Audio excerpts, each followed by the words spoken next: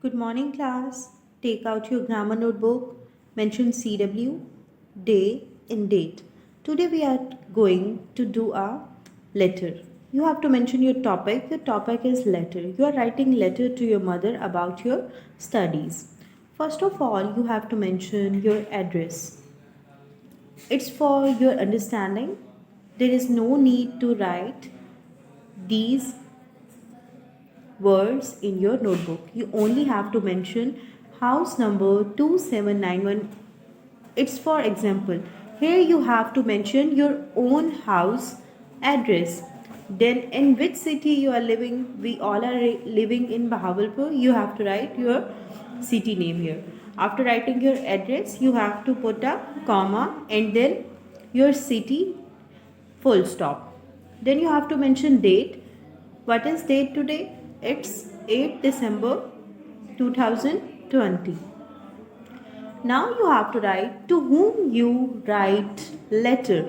Here you have to mention that person. You are writing letter to your mother. So here you will write dear mother. After writing dear mother, you will put a comma.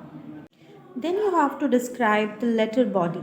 Means after writing your dear mother, you have to send your greetings to her. You have to write Assalamu alaikum. Then you have to inform your mother about your health, that I am fine here and I hope that you will also be fine.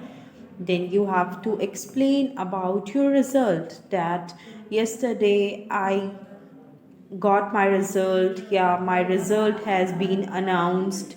Then you have to explain about your position, that I have got third position. Why you got third position? You have to explain it to your mother, that I was having problem in which subject you were having problem. You have to tell to your mother that I was having problem in maths, science, English, Urdu, whatever subject you are having problem.